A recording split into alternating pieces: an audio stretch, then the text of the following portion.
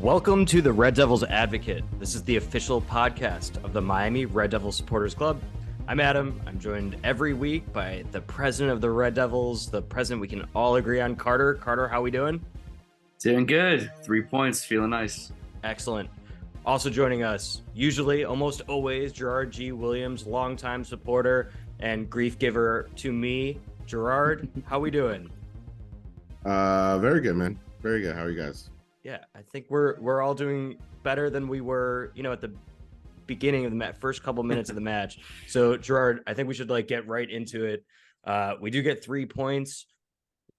Some would say not such a convincing way to get 3 points in a team that we've usually roundhouse kicked into the ground.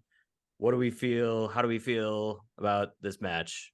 My mother always says, ugly win better than pretty second, man. So I was very upset in the first half. They had the ball twice and they scored twice off our corner, which is always inexplicable, and off a cheap foul that Dallo probably shouldn't have done. Got a free header. So it was very frustrating and weird to watch that because we were outplaying them, outpossessed them, everything, and then they just bang on us. But whatever he told them at halftime, it worked, and we pulled it out. Got a redemption from Casemiro from missing a sitter earlier. He buried this one well, and Bruno slot home a penalty, man. So happy days. 3 points. Get out of there. Regroup ahead of a very big game this weekend. Yeah, Carter, you feel the same way? 3 points, however we get it, doesn't matter. I think I usually agree very strongly with that, and I still agree that 3 points is the most important thing. It's one of those things where it's I'm more I'm not upset, nervous about if we play kind of like we've been saying on the podcast every week. If we play like that again against a better team, we're not gonna, it's worrying. It's not it is. You have to be happy with 3 points and some fight and some grit, but there is just that thing where it's they're talking about it with Arsenal too, the slow starts, they're winning some good games and they're fighting back, but then you have other teams like City, and it's you can't be doing that stuff when City comes to town or anything like that. So I think a lot of our players that we were irritated with, I think a lot of them played better than they were in the previous 2 games. So that's a good sign that there's improvement. Rashford back on the left, even if I saw some people who were not super happy with his play. But back on the left, he just still looked more comfortable, touched the ball a few more times. Not his best game, but looked better than he looked down the middle. So I'm just a little nervous still, but I can't not be happy with 3 points. Yeah, I think that we can chalk up, and obviously we'll get into it more, but I was much more concerned about our performance against Wolves and obviously Tottenham. It's easy to say you're more concerned about a loss than a win, but I thought that we dominated the game other than the goals that we gave up. And I know that's, that's a trite thing to say that other than these moments, but if you look at those moments, a lot of them came down to a couple individual errors. And yeah, I get it. All players need to be switched on for 90 minutes plus the 80 minutes of stoppage time, whatever we get these days. But any one difference in that corner conceding goal, the Iwobi goal, anything that any of the players had done differently would have resulted in that not being a goal. If Rashford didn't switch off for a second, if we had one guy if we had anyone playing rest defense in the corner, if Onana had come out, if Onana had stayed on his line, if Onana had come out halfway like he did and not just fell on his ass, if anything had been different, that wouldn't have been a goal. And the same kind of goes for the corner that they scored. I think if anyone had played kind of just normal defense, that wouldn't have been a goal. The rest of the game, we just absolutely dominated. We had I'll pull up possession, but we had possession the entire game. All we were doing was pinging in balls, and I'll pull up XG. I'm sure it was the same. But let's get into it. Carter, we were at the pub early, so we were there right about when the lineup got announced, and it was kind of expected based on. Most of it was expected. I think the one surprise was up front, but we had Onana in net, AWB on the right, Varane and Martinez, center back pairing, Delo on the left, Casemiro at 6. Erickson, Bruno in the hole, Anthony on the right, Rashford on the left, and Martial up the middle. So Carter, when you saw this lineup, you comfortable with this one? Is this the lineup you're kind of Yeah, looking for? I for some reason didn't realize Malacia was hurt, so I was like, why is he here? And like I was like overreacting, and you're like, oh, he's hurt. And I'm like, of course he is, because we're all hurt. Right. So I don't know, Dello on that side still, it just seems weird sometimes, like he's uncomfortable, which obviously it's not like that's his fault, but it's not really his position. Like I would expect him to be uncomfortable. But yeah, I was surprised that with Erickson starting, sort of, just because of his, typical ability to stay in games, like physically. So I was surprised that he started the game. But yeah, that's basically what I guess I was surprised that Martial started, that he didn't hurt himself in warmups. So that's the other surprise. But yeah, I think that was a good change. And the change we all kind of wanted was Rashford back on the left. Even if he didn't score, he still won the penalty. Like I think it just looked better. And Bruno looked great, I think, in the Forest game for the most part. But yeah, I like the change happened where we were yelling for a change after the first two games. So I think that was the thing that we were hoping for, just some change, and then getting what we got. Gerard, how did you feel about Martial at striker instead of Sancho? I mean, you know how I feel about Martial, but I called for it last time. Like, if he's on the roster, he's fit, and obviously this Rashford thing is not going well when he plays through the middle. Play him, whatever. We don't have a better option until Højlund's healthy, and we haven't seen him play yet for us, so we don't know if he's a better option. But yeah, no, he gave very little. He looked like a player out of form, which he is, because coming back from an injury. But if nothing else, it freed up Rashford on the left. So yeah, we gotta play him until we don't need to anymore. Yeah. So all right, so let's get into the game. First of all, we had a really nice viewing. I'll say before we get to the bad stuff, we had a really nice viewing experience at John Martin's in Coral Gables. It was good. You guys had a good time. Yeah. It was again, having it on all the TVs like that was good. Peacock is the worst. Like I hate Peacock. Get me on record. It's the worst thing to ever happen. It's just like so irritating that they push the Manchester United games onto it, so they justify buying Peacock and all that stuff, and so frustrating. But it was still really good. Frank, the GM, did just an awesome job accommodating us. I wanted to shout him out specifically. He was a rock star on the game day. Yeah, he's really helpful. I've been actually negotiating with Peacock for a few weeks now to try and get our podcast sponsored. So I appreciate that, Carter. It's going to torpedo those negotiations. All right, yeah, we had a really nice viewing experience there, and the Guinness were flowing. It was a fun, we had a good turnout. So it was a fun crowd. All right, so like right underway, we're dominating the ball, and we get a corner. This was 2 minutes in. I'm not going to play we don't play opposing goals on clips on this podcast. And just to describe it a little bit, the ball, I think we had like a good opportunity on net. It was a corner from our near sides. So Bruno was hitting kind of an in-swinger, kind of popped out. And the one thing that Nottingham Forest have are like super fat, they're built for counterattacks, right? Yeah. So they have Awoniyi and Brennan Johnson, who are faster than anyone.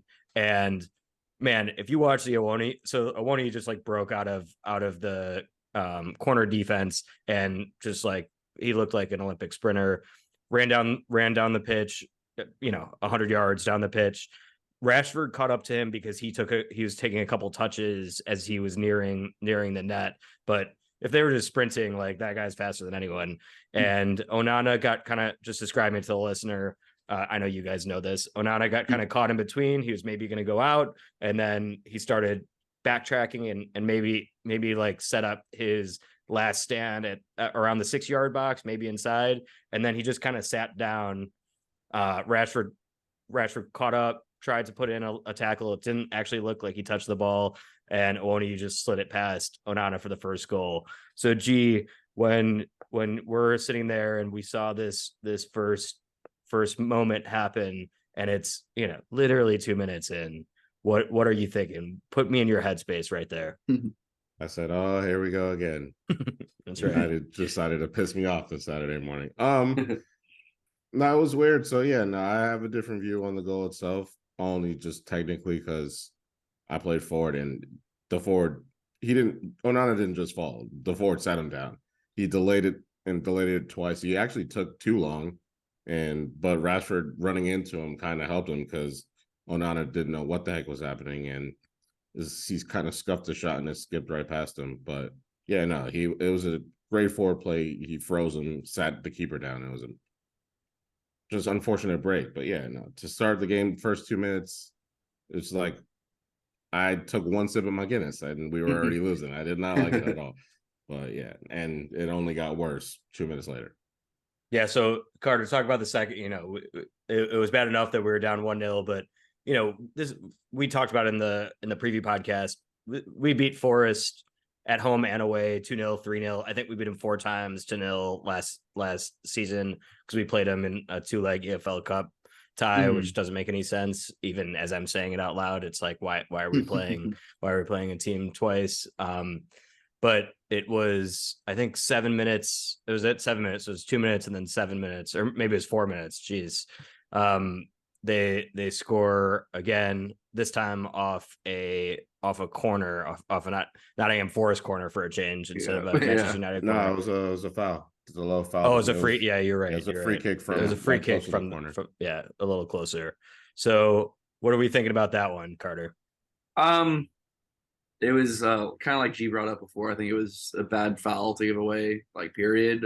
We had a similar one a few years ago where Tuanzebe fouled somebody for no reason. They clipped in a ball from the free kick and ruined the game for us. It was really frustrating, and it never. So like it's funny because like when we get fouls, right, we don't score from those positions like ever. So it seems like it shouldn't matter.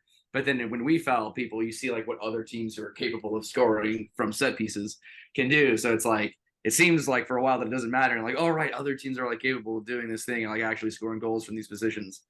Where it does like this, like the smart places and not smart places to foul are like really important. So that was frustrating. I thought that Onana could have came out, but I also get like it's the same thing. It's like goalies have a lot to think about. So it's like if he's gonna like he made a decision, right, and that's the decision that is right. That sounds so stupid, but it's like it's split second stuff. I thought that he could have came out and challenged for it.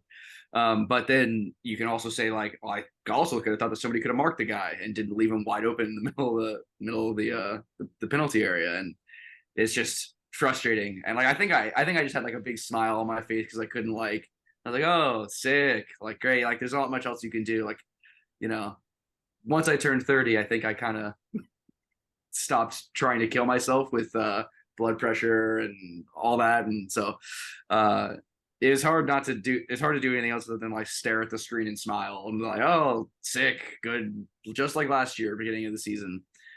So not the greatest thing. And of course, I think that we were all like, well, at least it's 4 minutes. The same thing that you always say when you get scored on so quickly. It's like, well, at least we got like 86 minutes, or with the 11 minutes of extra time to deal with this. But disappointing start. You don't want your players switched off like that at the beginning of a game. That's something that happens to tired brains at the end, not at the beginning, and that's really frustrating. So, G, is there a takeaway from this? Is it like when we give up? This is why it's weird, right? When we give up goal, like the second half of the Tottenham match, like there are takeaways from the second half of the Tottenham match, right? It's like hard for me to find any takeaways here. Are there, you've talked about Onana and like, and you basically said that there's not a negative takeaway from Onana on the first goal. Is there a negative takeaway on the second goal? Is there, do we blame the center backs? Martinez needs to have the ball. Every once in a while, it'll hurt us. I hate to sound like other fans, but it'll hurt us that he's small. And this was one of them. The ball literally went right over his head. It's a clean header that he clears 100 times out of 100. It just went right over his head and it kind of hit Bully in the side of the face. But no, I mean, those were just 2 goals they scored from lacks of concentration. Like they know what they were doing. That wasn't anything that they had to change tactically or anything. You can't get beat. You either foul him on the first goal or you clear the ball. You deal with it. You do anything other than what Ratcher did, like you were saying. But yeah, and then the second one, clear the ball when it comes to you, and you don't concede. So it was just a punch in the face. That's all, and it kind of woke us up, thankfully. Yeah. So we were, we were even except for so was this the one where Brennan Johnson was streaking down this? Was this the foul where Brennan Johnson was streaking down the side and Delo caught up to him? Delo just took him out. Yeah. And Delo took him out. So I mean, those are good examples of those are two fast guys, and we've argued about whether Delo is actually fast, and I don't know. Delo caught up to Brennan Johnson, so because he always gets clocked as like he gets clocked as our fastest player. But like when you watch players, you're like Delo is not our fastest player. Like it's like that this weird metric, and like they always show like because they always go back. So like the Premier League, like Instagram will go back through and they'll show like the sprints that they're clocking these players at like 35 kilometers an hour or whatever. Yeah. And something like the Kyle Walker one. It's just because Kyle Walker's fast, but he's sprinting out of like to a ball out like that he doesn't get to. Yeah. It's like and they're always like examples like that. If they're just running in a straight line down the field and like not doing anything, and it's like I don't think that Delo is our fastest player. It's like, but but Brennan Johnson is fast. So yeah. So and some of them, I forget who it was. Someone said that Delo was like the fastest player. Someone on the team said Delo was fast. But we've got, I mean, Rashford in space like lopes like an antelope. So I think he's pretty fast. I'm trying to think of like who else is like up there for our fastest player. Bruno looks like he's fast because his legs are like working hard, but I don't think he's our fastest player. People always say Wan-Bissaka has like a bunch of pace. Yeah. Maybe it's the way he moves that like doesn't make it look like he's as fast. But Alongo is fast. Garnacho is a good one. I know Dan James was like, he like broke all the little quick touch records and like all that stuff. So Amad Diallo, maybe. Never seen him sprint. At least not for us, not for us. I saw him for Sunderland. I don't know if that counts. Sunderland. All right, so whatever. That's a nerdy digression for all of us. We were dominating this game. Like I said, we were like pinging balls. I think it was earlier that Antony had like a good opportunity to curl the ball in like Antony style, like right side of the D, left-footed curling. It's fun to see Matt Turner as a U.S. men's national team supporter. Fun to see Matt Turner out there. He's like a hilarious dude. I'm gonna pull up the clip. Guys, vamp for time. I'm gonna pull up the I'm sure you guys know it. The Ramsdale talking about the funniest person on Arsenal. Have you heard this? I haven't watched it. Yeah, this is good. Gerard is nodding his head. So this moment, this kind of time period up until our first goal back was us pinging balls and having the type of possession that Ten Hag is looking for, right? This is like everybody up, high line. Onana is basically standing on the circle at the halfway line, and like we're just like trying to run off like a set offense, right?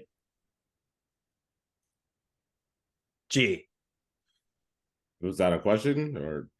Yeah, I said we're just trying to run like a set off. This is like what Ten Hag wants. And then I ended it with right, and then after right, there's like a inflection. That's what Ten Hag wants, right?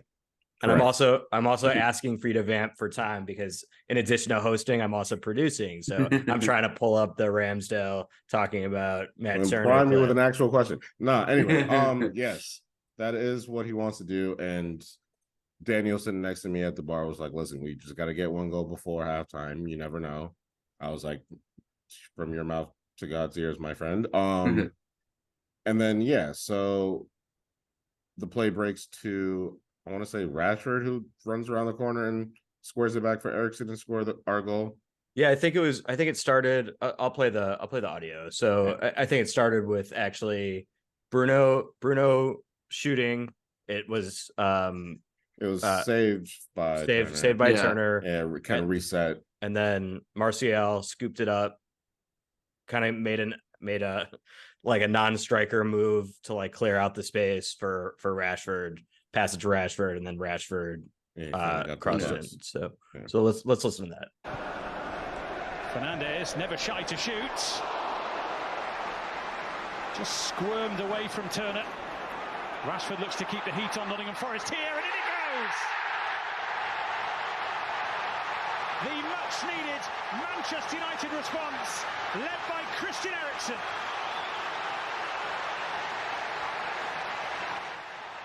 That's exactly what Manchester... And I love when you're down. I love the thing when your team is down, and so you run and grab the ball and place it on the circle. It's like I think it's the coolest thing, and we got to do it twice. Yeah. Come on, let's go. Yeah, we got to do it twice this game.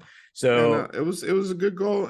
Eriksen, to see Eriksen as the fox in the box with the back heel goal right in front of the keeper. It was great. That's not what I think he has drawn up to make Eriksen crash in the front post, but listen, it worked.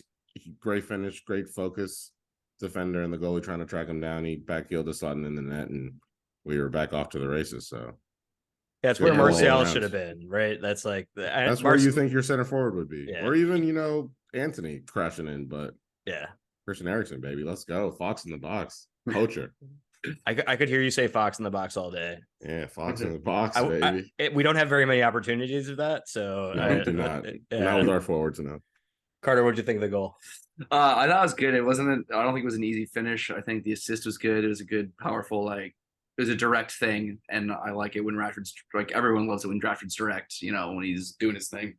I think it was good play from everyone. To be able to recollect shot to collect a deflected shot and reset. I think it was all really good team play.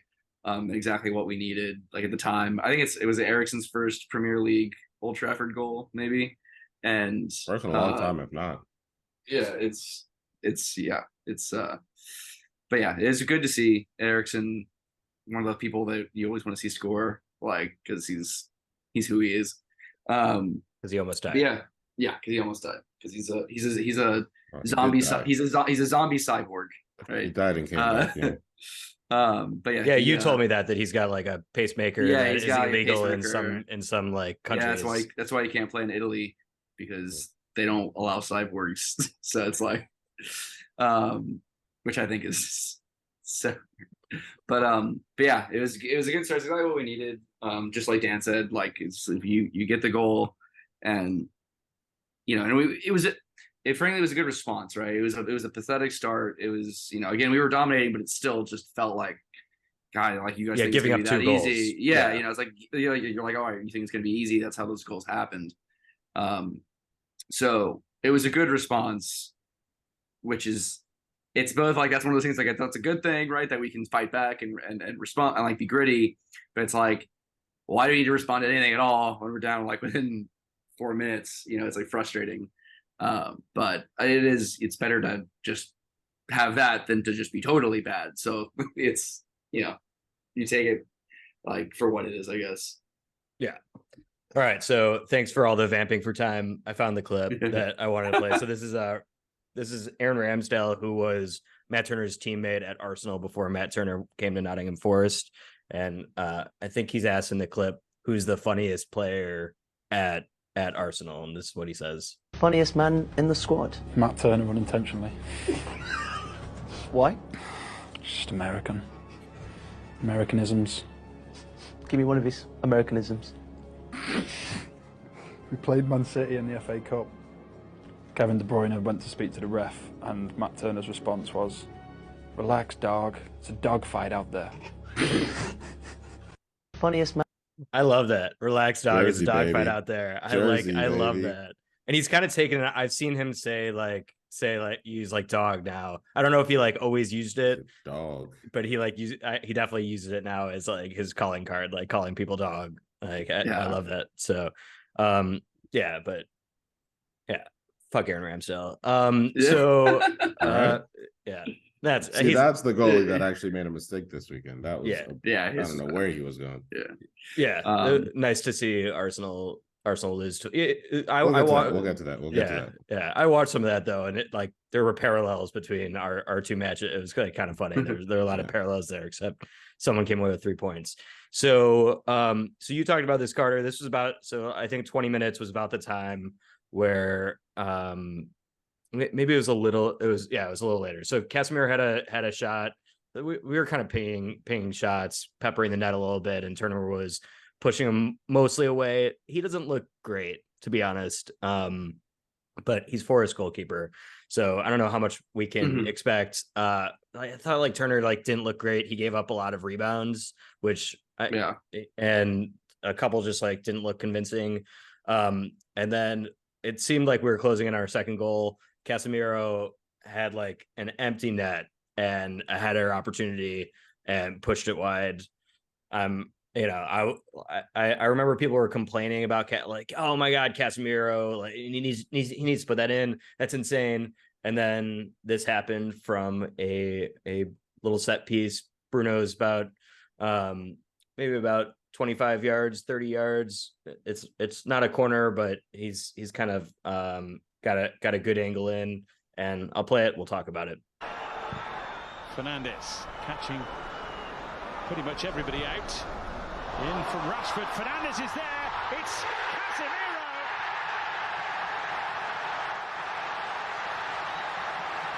Nottingham Forest 2-goal head start is wiped out. A cleverly worked free kick, and Casemiro comes up trumps. I'll have to. All right, so to describe it, Bruno kind of this looked like a training ground. Yeah, almost like the one we scored last season. Yeah, the different way of scoring, but like the same concept. The flat across the ground, the other side.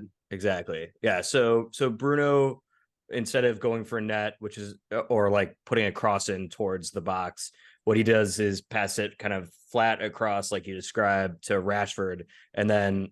I mean, this looks like almost like a NFL play, right? Like it's almost like throwing it out to your wide receiver in a screen position, and then like the quarterback goes out and runs down the sideline. That's basically what happened. Bruno ran straight to net. Rashford put in a beautiful ball right to Bruno, and then Bruno headed it right in front of the net to Casemiro, who like couldn't miss from that distance. And Lindelof was there. All there were two guys. There were no Nottingham Forest defenders like in any position to stop this. Like Lindelof was scored also. Yeah, so Carter, what do you think of this? Rashford's, this is the thing that pisses me off when people like do this. Like they're like, oh, like we're all screaming for Rashford to come off and like for Garnacho to come on. And it's like other than all of the good things he didn't look very good. Like that way of analyzing players and talking. It's like Rashford's ball into Bruno, he doesn't get it. It's a hockey assist play, and his ball into Bruno was perfect. It was great. Like it was wonderful. Casemiro made me a little nervous because he took that one touch off of his thigh, and I was like, oh my God, not again, please. But yeah, it was good, and I think that seeing Rashford be creative is usually not something we see like a whole bunch, but it was a perfect ball and great measured header from Fernandes, just doing his thing, creating, getting assists, being in the right place. It looked just like almost like the header he missed last game, because it was the same thing where they were all coming up to like almost play an offside trap, and he is in like acres of space, and he's like, it's got to be like, it's that thing where it's like he must have like too much time to think, but. It was good. It was good from him, and Casemiro, made up for it, which is good, because despite how much grief we've been giving Casemiro for his performances, we still want him to do well. Yeah, Gerard, Casemiro always gets on the score sheet. Seems like he is like the guy that like scores headers. We don't have anyone scoring headers on our team except for Casemiro. Like that's not great for your. I'm glad he scored, but not great for your CDM to be one of your leading scorers, right?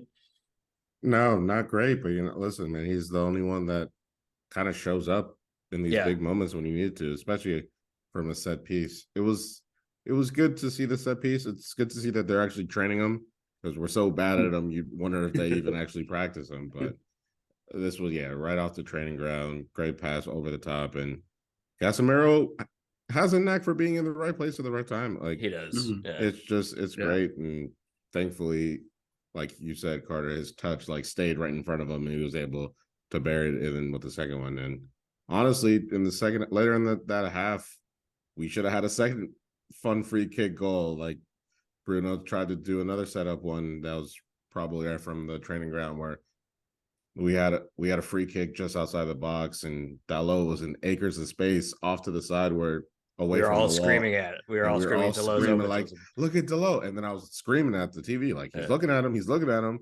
He plays the perfect through ball. Dalot doesn't read that the ball's coming. He's standing still, and it goes out for a goal kick. And it's just so frustrating. Yeah, it But was yeah, that so was a it's funny good to see they're moment. actually practicing. Yeah. So I don't have the interviews pulled up because I'm a bad producer, but so Bruno spoke in the mix zone, and by the way, you know, we don't have these in it. We don't have at least the terminology in American sports, but I love calling it a mix zone. It's like it's just like where like the reporter can like intercept the players as they're going to the dressing rooms, but they call it a mix zone, which I think is a funny name for something. So anyway, Bruno was interviewed right afterwards, and he basically said like that had to be right off the training ground, right? That second goal, and he was basically like, no, I just saw Rashford was wide open, and you know we had some nonverbal communication, and it worked out great.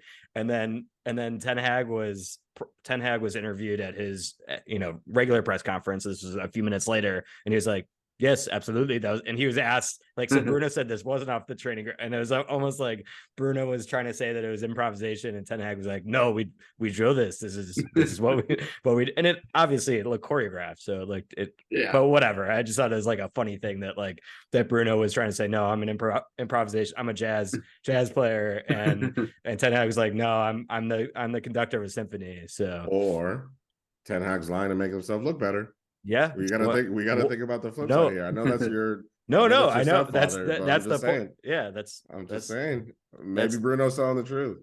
No, that's the thing though. Like we don't know. You don't know. Yeah. I think that people were like jokingly. I think Nottingham Forest fans were jokingly screaming like Ten Hag out, or like he'll be sacked by morning. He'll be sacked in the morning. Yeah. Like immediately after we went down. It's just like it didn't look good for the first 5 minutes. I will say that. Yeah. No. Or the first, like I always talk about this, but after the Brentford loss last season, there was already talks like, oh, he's not up to it. The English press obviously all over it. Gary Neville and Jamie Carragher interviewed him like jerks. Like they were like, do you think that you like have what it takes to be? Because that's who they are. They're awful. Yeah, they're so awful. But Ten Hag sat down with him like, oh no, Gerard's pumping the brakes on Gary Neville. Them, but no, I like Gary Neville most of the time. He needs to stop with this fake humility that he's a trash player, because he had a very absolute great career. But yeah, no, it's that was a clear British media agenda. Let's like try to grab him in an interview and be mean for no reason thing. Probably thinking that he wouldn't make it out. Yeah, absolutely. Well, that was the point. That they didn't think that they had to respect him because they thought he was going to get fired. And then we obviously beat Liverpool and Arsenal, and this season came out a little bit better than everyone had imagined. But yeah, I thought it was funny that they were both kind of vying for credit over tactics versus improvisation.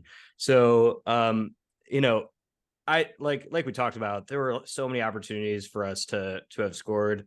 I've seen some of our XG numbers in this one. It kind of came out to, I've seen like between 2.8 and 3.4 our XG. They had 1.2, but it was all based on those two shots. Nottingham Forest had 1.2 XG. So I love it when you score and you get 1.2 points. That's like my favorite thing. Yeah, that's a XG. That's a slight at XG. I heard that. I understand. Yeah,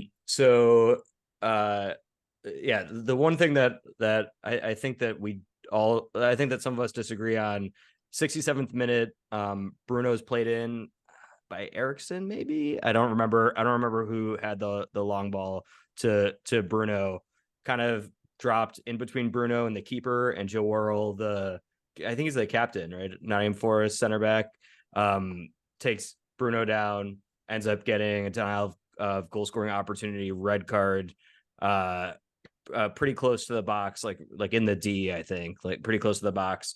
Do we think that this was a deserved red card? Do we think that this was a non-deserved red card? What do we think here?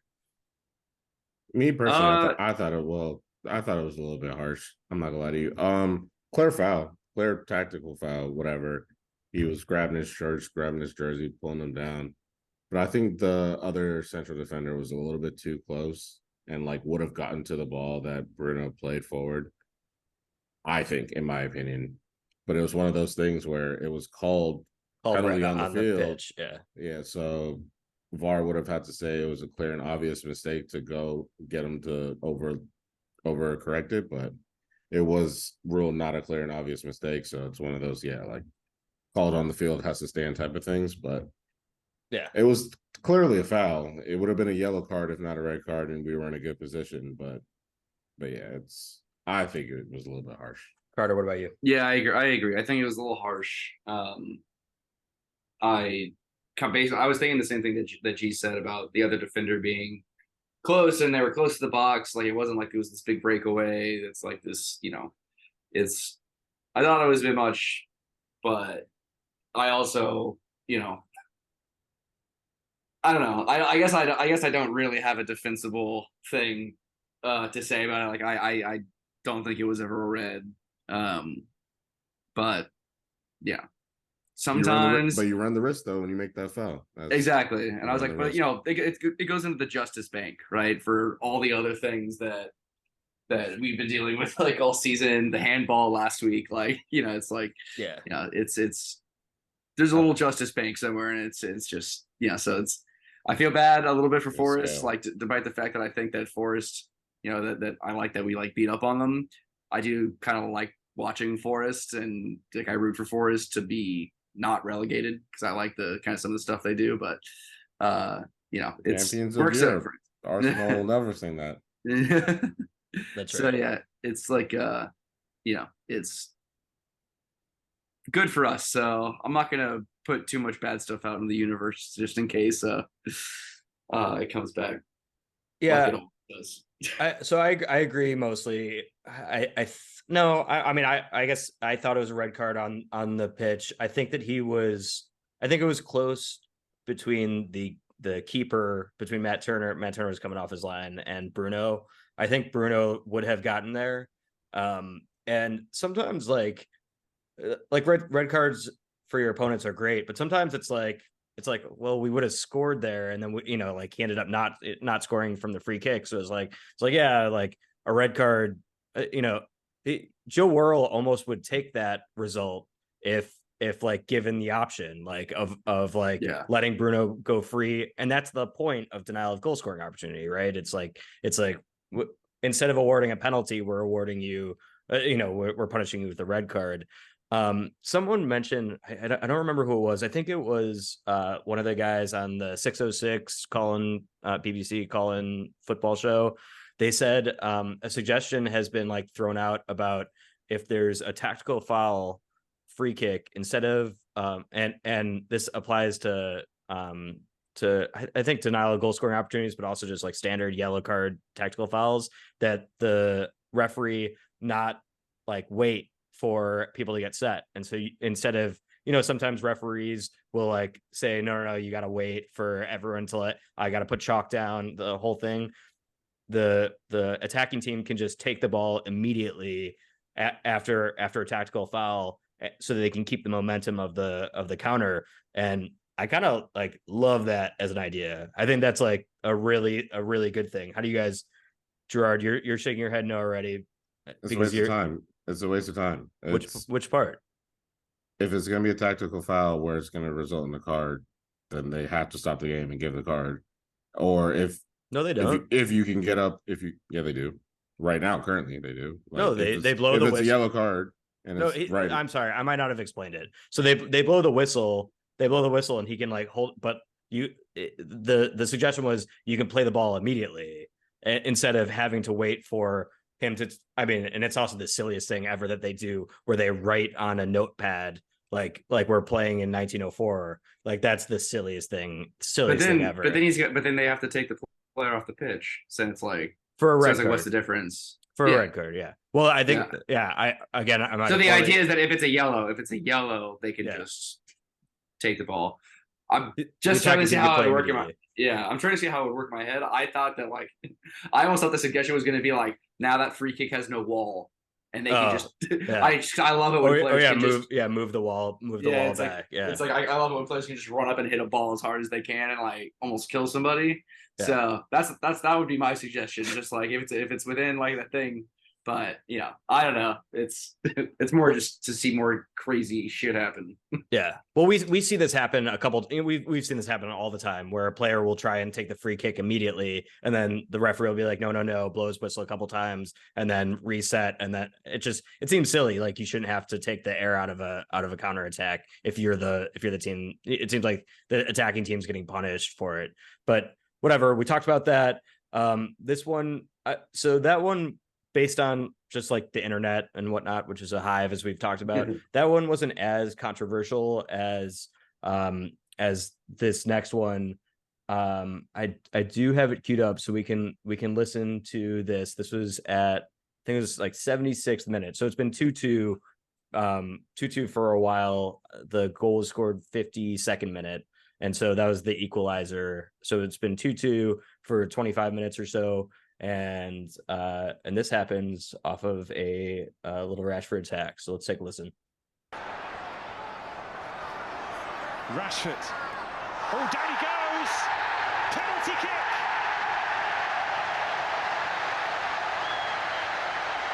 An ill-judged outstretched boot from Danilo. And Manchester United might well have a chance to lead for the first time. Well, Rashford in that left side position, he's been so positive every time he has got the ball. He's always looked to take, whether it was Aurier, and this time it's Danilo, to the byline to say, can you beat them? All right, so yeah, Rashford takes the ball on his left foot towards the byline, and Danilo, the right back, kind of gets, so Rashford plays a kind of a heavy touch, or a push off touch, and kind of a run and chase, chip and chase, and Danilo kind of undercuts his right thigh. Carter, not a ton of contact, but Rashford is kind of lunging towards the ball, and Danilo's lunging towards the man, kind of undercuts. Rashford happens fast, and the referee calls the penalty on the field. Did you think this was a penalty, or did you think that this was a little soft for a penalty? It was a pen. I think it was a stonewall pin. It's like we talk about all the time. It's fouls in the box. There is some inconsistency with what's a hard enough foul to be called, but he stops his leg from going forward, and so he goes down, and it's a penalty. I get the idea of why they would be well, we barely touched him, but it's one, how things look on TV is very different sometimes than in actually being on the field. And yeah, right, Rashford goes down maybe a little easy, but it's also that thing we talk about where it's if you don't go down, they're not going to call a penalty, So yeah, I think it was a stonewall pin. Wasn't the heaviest thing in the world, but I do think it was a penalty. Gerard? Yeah, no, I agree. He cooked him. It was a foul. It's a foul in the middle of the field. It's a foul in the box. It's a penalty. Yeah, so I agree. And it was very big for the big captain to come up, step up, and take it. No nonsense. Put it in the corner. Let's get 3 points. Really good pin. We're saying at the bar, it was a real good pin. Well, did this happen? Let's listen and find out. Bruno Fernandes.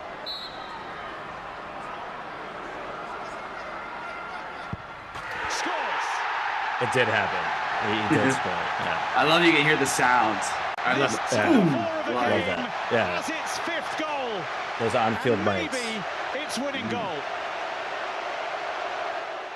Yeah, like you guys said, it was an excellent pen. It's why Bruno takes these. He is good at them. We've seen him miss a couple, and those shine in my mind. one right like soon after Ronaldo came back. Yeah. He blasted over the bar. I just remember it because they were talking about who should be taking pens. Should it be Bruno or Ronaldo? And like obviously it should. I think now that I'm thinking about this, it's just a silly thing to talk about. But wasn't that where Ronaldo had just lost his son? And he said afterwards that he told Bruno to take it and he wasn't in the right headspace. Whatever, I mean, doesn't matter. Yeah.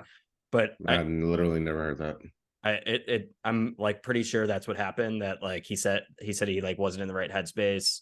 Maybe Ronaldo was covering for his buddy Bruno, which is possible. But I don't know. But like Rashford, I think Rashford could take some of these. Do you get? You're saying no, Gerard? You think Bruno's the man for these? Bruno buries him way more times than not. And remember that dark time where we didn't have a penalty shooter, where it was Pogba for a second, Rashford for a second, Martial for a second, Bruno. He's coming. Yeah. It should have been Ronaldo when he was there, obviously, unless he really did say that. But yeah, no, Bruno is the second choice behind Ronaldo probably in the world. In the world. Yeah, I think I don't think that Ronaldo is even in the conversation, but he takes all the pens for El Nasser. No, he's the best penalty kick taker, period. Like Marcus Rashford said, if he had a penalty to save his life, he would want Cristiano Ronaldo to take it. And I love that penalty to save his life. I thought that was during the overlap. That was during the overlap interview with Gary Neville. Yeah. So, yeah, no, it's a good penalty. And boy, the last 5 minutes were sketchy, man. Very nervy in defense, but we got all the clearances. Thankfully, Onana came and collected a couple crosses, showing a bit more aggression than maybe he would have earlier. But yeah, no, it was a weird 3 points. Brief cameo. Maybe Scott McTominay coming in. Maybe last time for 5 minutes, and then who knows? He might start. He might start next game though.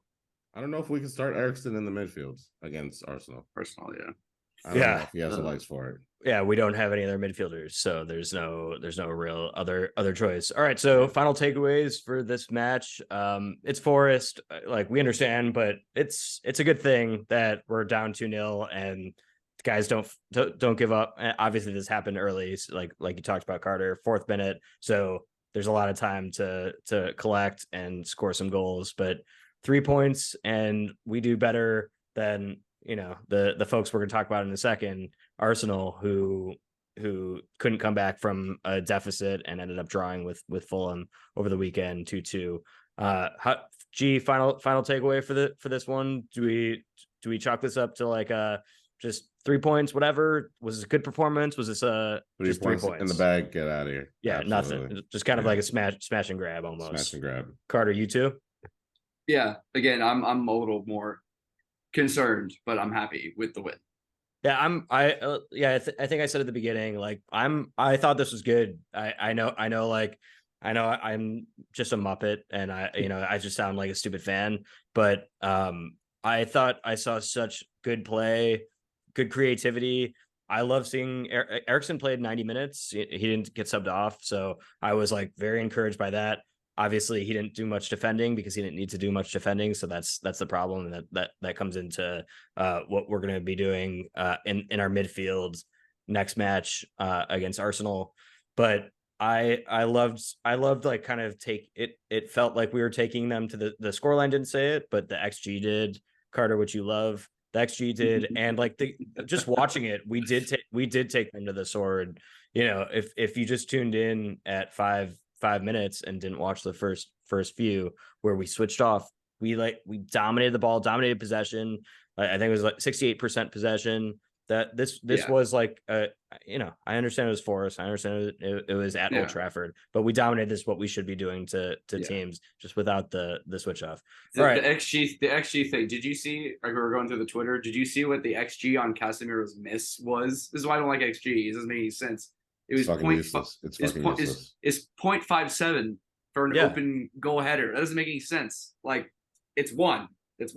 Like Yeah, but obviously it It's wasn't. like, But like this is why it's not one, because like people miss those. I And know, so but 0.57 is like a 50-50, almost 50-50. It's This like is a completely useless stat. Let's talk about the next topic. it's not, Please. but no, it's not a completely useless stat. It's like the stats are so bad right now in soccer that like XG is a like the only stat, and it's not a useless stat because like everybody uses XG stat. Yeah. And everybody does stupid stuff sometimes. It's completely fine. Yeah, but you can't call like a multi-billion-dollar organization that is built off the concept of XG just stupid and dumb. Like that's not the case. It's not built. What is built off of XG? All of the scouting departments at all of the scouting departments are. I don't know if our scouts are the best ones to. Yes, it is. No, it's not. To use the argument because our scouts XG is not built off of scouting, but we can move on. No, I didn't say XG was built off of scouting. I'm saying the scouting department. Scouting is built off of XG, is what you said. It is. Yeah, it's not. It is. I'm not making it up. It is a stat that is used in fucking in concert with a million other stats. Yeah, no, it's a way you evaluate. So yes, cool. It is one brick in a mansion. Yes, it is built the scouting market. Well, here's the thing.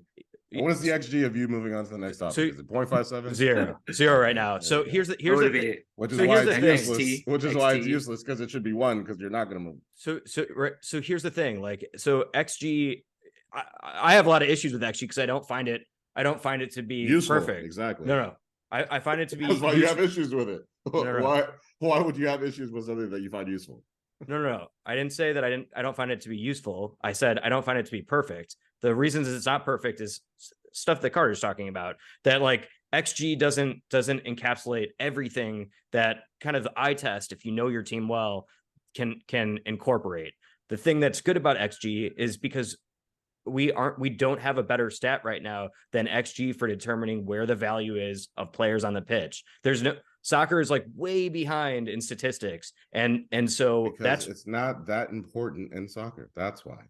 No, why it's important everywhere in sports to try and understand the game better and to try and improve on everything, what you're talking about, what you're seeing, and how to value play like that. That is what the business side of soccer. That's not what XG does, though. That's not. It doesn't evaluate how to make a player better. It's like just whether you scored the goal or not. No. It doesn't evaluate how to make a player better. It doesn't inform you of anything. Yes, it does. Other than whether you were going to make the shot or not. No, I think you don't understand anything about XG. That doesn't matter if you don't make the shot. No. I think you don't understand. Like XG is. No. I understand XG. It's fucking stupid. We can move on to the next topic, though. I promise. Well, it just doesn't seem like you don't. You do. So, but that's fine. No, just because I disagree with you doesn't mean. No, you said XG only. You said XG only is used to evaluate whether a player made a shot, but he didn't make a shot. No, I said it does not. It's nothing. Viewers at home, which one of us is not a lawyer? It's me. It's you, Carter. The one that's crying in the corner. Yeah. All right, so we dominated that game, dominated XG, and so moving on. So we've got let's talk about Arsenal. There's an Arsenal preview. I think one of you have prepared out here. This if I'm remembering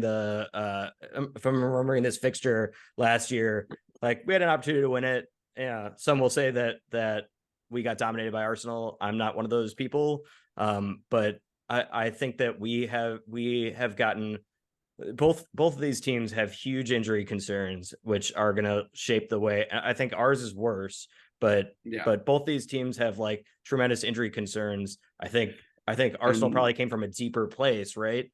But that is the story of these two teams, is like who plays and who can overcome kind of like a deeper injury issue. Yeah, so their big one, right, is Timber, which was like, a Ten Hag guy. Timber and Jesus. Oh, and Gabriel Jesus. Yeah. And Balogun, but he's gone. And I just learned that El Nini still plays for Arsenal, which I did not know at all. But Timber's the big one, so they're moving around their center backs a lot. And for whatever reason, he's not playing Gabriel, even though Gabriel thinks he's healthy. Yeah, I don't know if there's an issue between the two of them, but because I hope so, because they have Partey on the right. Yeah, he's instead of right back. Yeah, and Ben White is much better at that job than Partey is. So, that's what they did last game. I don't know if he's gonna do that again. Like Arteta didn't seem like he was very upset with kind of doing one of the Tin Hog things, where he didn't seem like he was super, super upset about the way his team played, even though everyone else was, But yeah, depending on how the back line goes is like a super important thing for us to like figure out what to attack. The numbers and stuff, all the stuff that is, debatable. But the real thing is that like they're slow starts. If we can start how we started against Forest and Arsenal plays the same as they have been, then we've got a good chance. I think that we have a good chance, or if we can do what we do, but we might counterattack. So it's it's all on the coach. It's we'll know what we're doing. I think in the first 10 minutes of this game, their numbers are just better than ours. Like they're the numbers wise they're playing better, but how's their XG? Or is it better than ours? Well, I only have their goals per game. They have 1.67. We have 1.33. Blah blah blah blah. We concede more goals, but theirs are also bad concessions. I think that we're teams kind of in the same place, sort of, in terms of like they played well last year. We played well last year. We're not performing the way that we all thought we were going to. And I just still don't know why. I've been watching for a while. I don't know why that happens. Like I talked about it on I think the last pod with Maguire. Maguire came in, revolutionized the defense, and we were all said like, oh, well, if we can score, then we're good. But we can like push for like second title trophies. And the next year we were just horrible. And it's like, I don't know why that happens. It's a weird thing. It could be a mentality thing, which is worrying because of the goals that we've given up in games seem to be mentality stuff, right? Switching off for a second, all that stuff. So I think, and they can't, I think they haven't had a clean sheet at the Emirates. And sorry, my dog is trying to pull down all the computers. But they haven't had a clean sheet in the Emirates in like 21 games or something like that. Like since it's wow, it's weird. But we also play bad away, so road, it's like the perfect storm for like what a and we don't 1-1 score draw. goals. It's like I don't know. This is maybe I think the most important game to see where we're at and what we can do against opposition. I know Tottenham is good, and I think Postecoglou was doing a really good job, but I think that this game is really, really important for us. Obviously, everything is important, but in terms of like how we're going to look against the big teams that are going to try to outpossess us and attack, I think this is going to be very telling. G? Adam, how much I hate Arsenal. I really don't want to lose this game, dude. Oh my God. I have too much friends and family that are Arsenal fans. It'll be terrible. They've had a rocky start also. They just didn't lose the game against Fulham. They haven't looked great. So if we're ever going to play Arsenal away from home, honestly, this would be the time that you would ask for, because before they hit the ground running, they're missing their top striker as well. He did come in. He did. Jesus came in, I think, right? Didn't he come in the? He didn't start. He just wasn't starting. Yeah. And so they had Nketiah and Nketiah, yeah. Nketiah came in, scored a good goal as well. Nick, what's his name? Nick, Pepe? Are you talking about? You're not talking about Pepe, are you? No, I'm talking about Let's just move on. But yeah, anyway, so it'll be a real tough game. This annoying stat that's been going around recently that Ten Hag is yet to win a game against the top 9 away from home, whatever the hell that means. But because we lost all those games. We lost to City, we lost to Liverpool, we lost to Tottenham, we lost to It's just top 9 is we so drew arbitrary, Chelsea, but, right? So, but yeah, no, if we can get a draw here, I'll 100% take it. You usually do really well in the league if you win your games at home against the big teams and you draw them away. That was Mourinho's philosophy going, and it's been the philosophy the last 20 years. But so yeah, no, I think we can get a good result. They don't look great, especially if they're going to play Hardy at right back. That makes their midfield weaker, and that's Bruno our could be best, able to, and that's our best. That's our best side. So that's our the best most side. promising. So let's see. I think Martial probably starts again. He came off in the second half. The Sancho false nine thing didn't really work, and I don't know if he does that against Saliba. So I think Martial starts, and we'll see, man. We have a chance. I'm predicting a 1-1 draw. But yeah, I think we have a good chance to beat these guys. They're not great. They're better off than we are, but they're not great. We could beat them. Yeah, and they did to like all of our points about this, I think they had the switch offs against Fulham, which resulted in Fulham scoring two. Fulham didn't outplay them at all. Fulham, G, Fulham had 0.6 xg to Arsenal's 3.2 xg, goals. and they scored 2 goals. Yeah, interesting. So yeah, good job expecting that xg. Well, xgot, expected goals on target, is a different stat, which explains like after the strike is taken, what's the likelihood that that'll result in a goal. So we can do the advanced podcast on xg, and I can learn you up a little bit on this xg updates to xg to account for the fact that xg doesn't xg. All right, that's cool. We do xg3.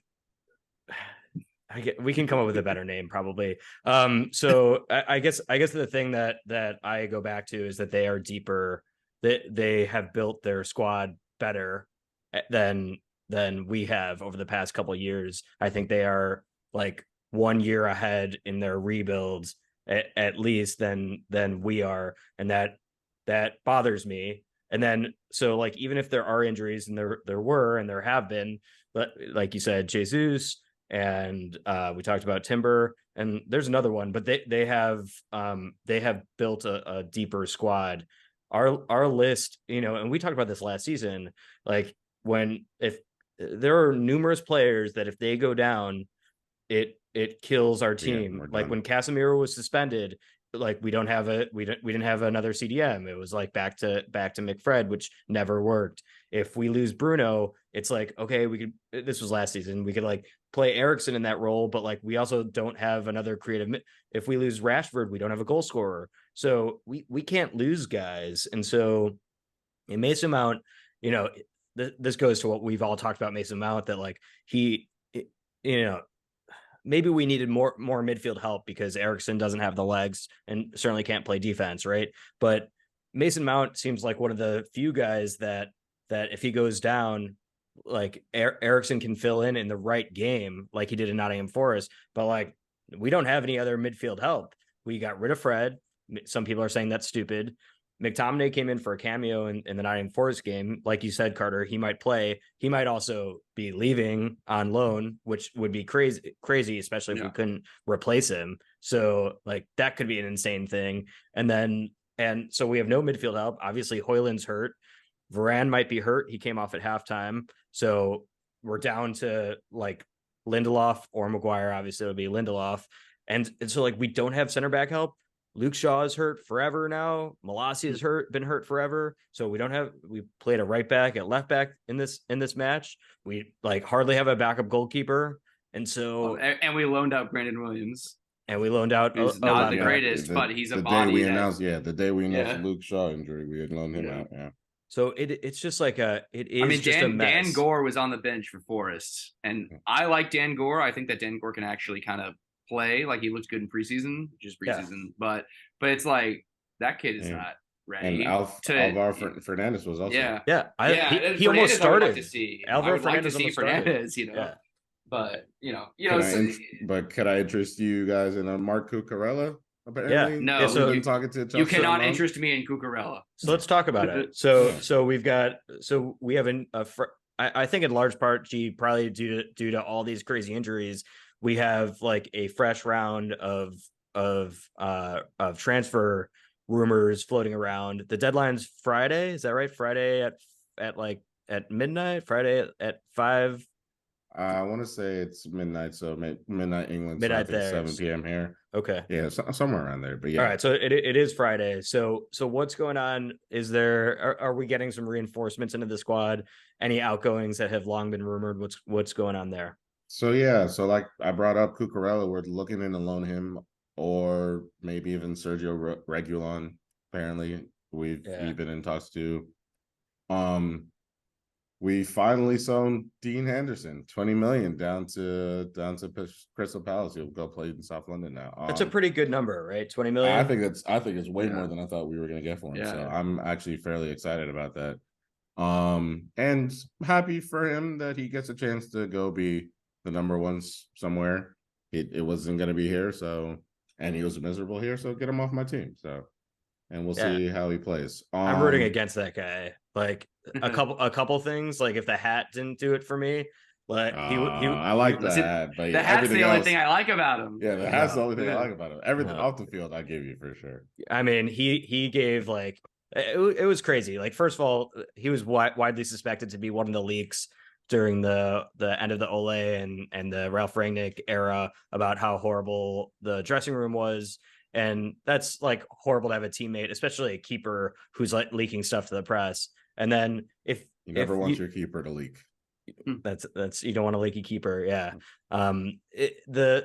If you had any doubts about whether he was the leak, as soon as he went to Nottingham Forest on loan last season, he started telling the press how much he hated being at Manchester United and how he didn't want because he would shine so brightly in training that he didn't even want Ten Hag to see him because he knew he would have made him stay if he saw him.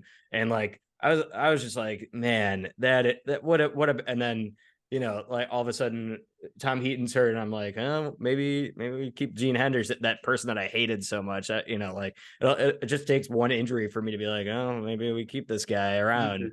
So, but yeah, I'm not rooting for that guy at all. Even though Palace is one of those teams I kind of like, I kind of don't hate, I have like a bunch of teams that I don't hate. And then obviously the ones that I hate and the one I begrudgingly love. And so the other thing is this midfield issue. Like we need midfielders. And so I know there's been talk about, there's still talk about Amrabat, right? But that I've read that that's like we've got like a bunch of targets and that he's just one on the list, but Amrabat sat out, right? He sat out Fiorentina's game yesterday. But his last two games and his last game two on games. Thursday. Yeah. So he's going to go somewhere. Yeah. They're giving the reason. Yeah. Cause he's not in the right frame of mind to play for because he's thinking about moving. So the two main competitors obviously are us, but Liverpool has shown some interest as they have to every midfielder that's gotten signed so far this offseason. But I think Amrabat, if we can get that deal done, if not him, Gravenberch, we need some reinforcements in the midfield for sure. Yeah, so Gravenberch would be more of a loan though, if I read that correctly, right? Or yeah, so I think they were talking about like a loan trade, right? Yeah. Like we would take him on and send Bayern McTominay. Is that right? McTominay. Can you imagine Scott McTominay playing for Bayern Munich? Well, I couldn't imagine Harry Kane playing for them. Like and I saw that. So yeah, I mean, this is a different level. But I guess I don't understand like why Bayern would do it. But I understand why Ten Hag wants to because Gravenberch is Dutch, right? And he played at Ajax. So and this is more of what I talk about. I love my guy, but it is not a good transfer strategy to be like, oh, he played for me at Ajax, we should go and get him. And like I can say great things about Lisandro Martinez till I'm blue in the face, but like Antony is not necessarily it yet.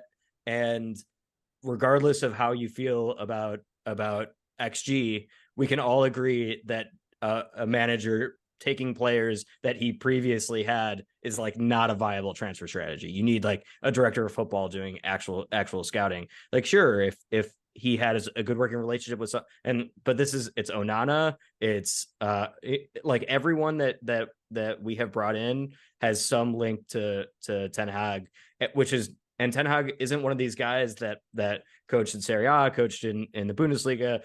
He was pretty much just at Ajax. He was at one team. Utrecht. He was at Bayern Utrecht. also. Oh yeah, Bayern too.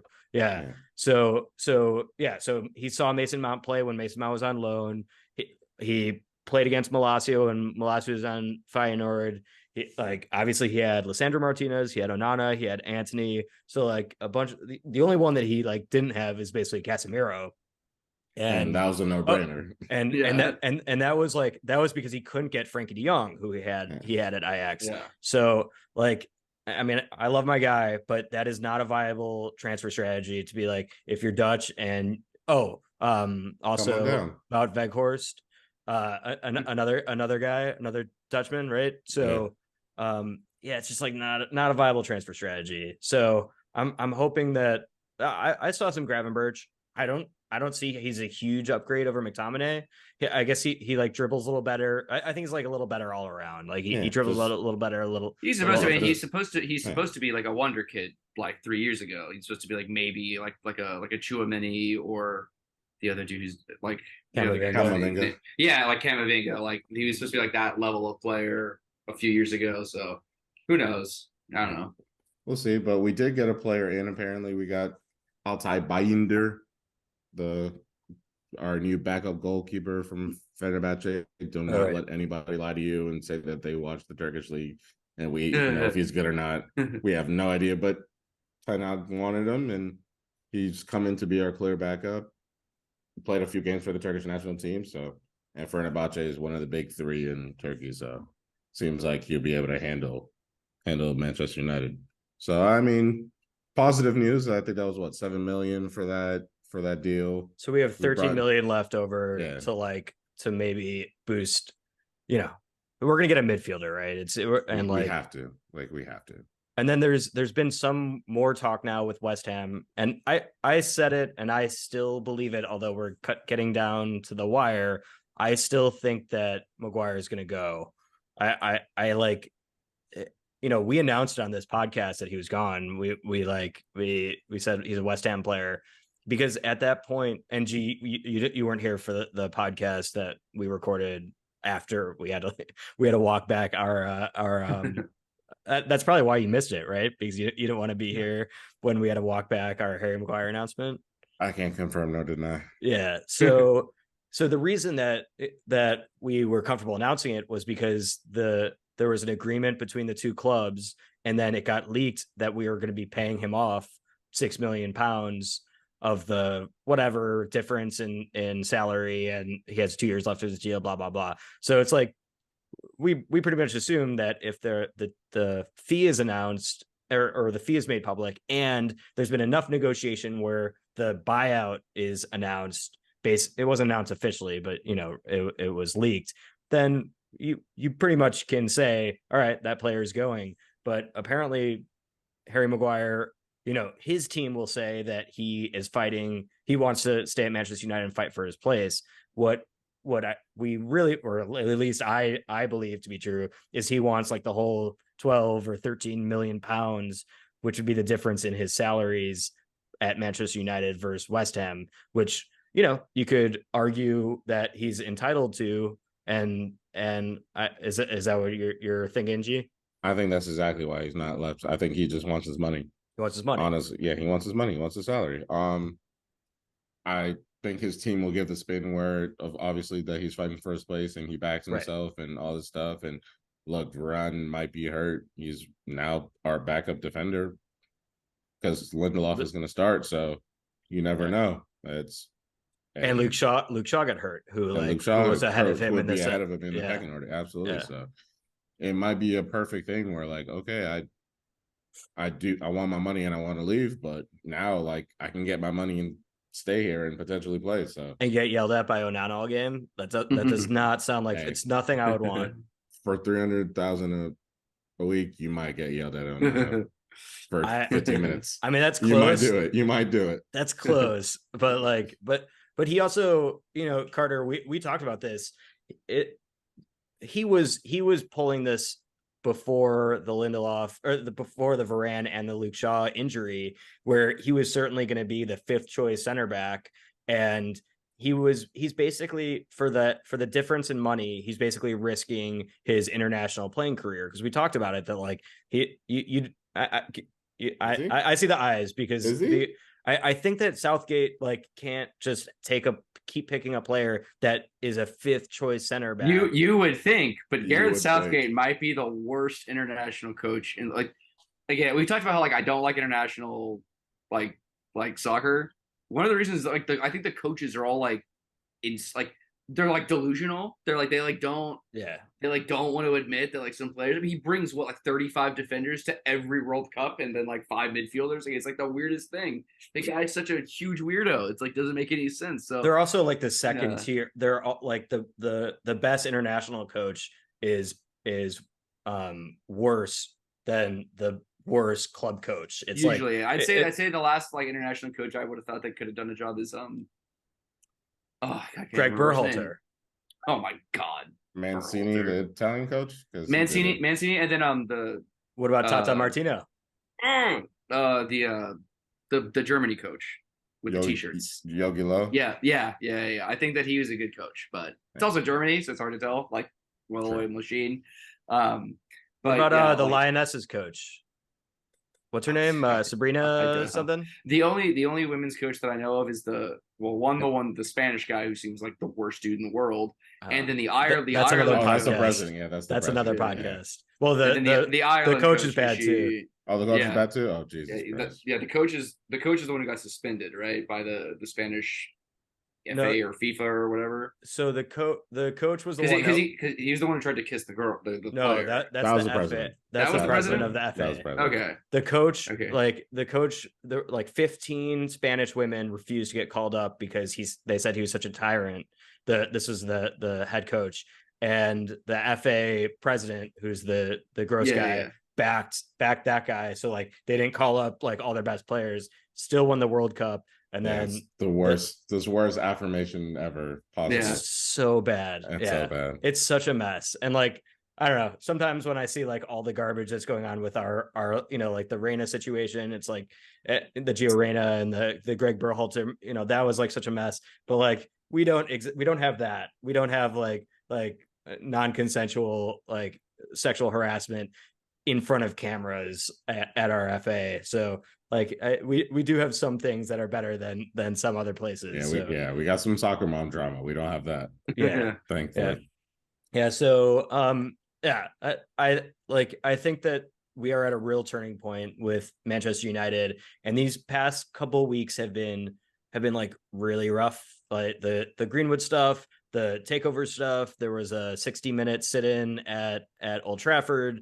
I didn't see any press about it afterwards. So I don't know if the Glazers don't care about this stuff anyway. It seemed there was like some reports earlier that the Qataris were going to get there, but like everything came back as no, that it's stalled. We're at 5 billion and they're not going to sell. And so that was a bad couple weeks, but I do think that if we could get a couple transfers in, we can salvage the season. But how are we feeling right now as we sit here 5 days before the transfer window, Carter? Are we in a better place than we were in your mind at the beginning of the season, or because of the injuries and kind of like these lackluster performances, are you feeling like worse about the club than you were just a few weeks ago? I mean, I didn't think that we were getting anybody in, so that's not surprising. That's all. I feel the same about that. I feel basically exactly the same as I did. I mean, I feel slightly worse because I would like to have Mount and Shaw, and even Malatia, like the Kobe Manu. Kobe Manu is like, I know that you guys are big Kobe Manu people, and I'm usually a huge academy guy. I just didn't really get to watch just those particular games where he was like really good. I didn't see those ones. Like it was like, so, it's all frustrating. I would love Kobe Manu to have been a deputy to Casemiro for a whole season and like learn and all that stuff. So Amad Diallo also got hurt. Could have like maybe put him, and I don't think he puts himself above Police Street, but still, it's so like I feel a little worse, but just because of the injuries, I think that I'm still just as concerned about maybe not always like our performances, right? The performance can like not reflect the result and all that, but the combination of it, like we performed better than Forest, but we still gave up 2 goals, and that's all that there's parts where it's Forest. Like that's bad to switch off against Forest. It's like you better not switch off against teams that can, like Holland scores. He can touch the ball 5 times and score 5 goals. It's like, so I'm still concerned about kind of I guess I'm mostly concerned about our mentality and the way that we're allowing goals and chances and stuff. And then squandering our chances also mentality. We know that we have some, like Casemiro's a world-class player, but it's like some of those squandered chances are bad. So I'm just as nervous as I was after the first game. So yeah, I don't feel great. I Gee, guess. how do you feel? Better than Carter? Slightly better than that, but not couldn't much. be worse. It couldn't be more, but yeah, no. Yeah, no, it's a weird time at the club, and the play on the field is kind of reflecting that. It's very meh, and they really need to pick that up. But I will say this is the perfect game. If we're ever gonna like turn around spirits, it's beating Arsenal at the Emirates. So it's a great opportunity for these players to like really to show some character, show some fight, and show that they're like in it for real. So I think once we see how our first team choice will actually be, like we'll get a better picture. Obviously, with Mount out for a while, that might be for a while, unless we do sign Amrabat or a different midfielder. But I want to see our first 11, our strongest 11, and then really make a judgment. But if we can get a positive result this weekend, it goes a long way in the attitude for sure. Yeah, I think this is like this podcast in particular is going to be a capsule in time because this week could be like very crazy. We like McTominay, Maguire might be out of the club in the next time we record. They might stay. We might get a new midfielder in. We might have lost 7-0 to Arsenal. We might have beaten them 2-1. Like, who knows what's going to happen. So I think this is like this podcast is going to be a fun little capsule in time. I know next week is going to be lit. I still think we're going to win the Premier League and maybe Champions League. You've been listening to the Red Devils Advocate. This is the official podcast of the Miami Red Devils Supporters Club. Carter, you did great. G, you did great. We got production assistance from Carla and Elizabeth. And as always, thank you for listening to Red Devils Advocate. Come on, United. Come on, United. Come on, United.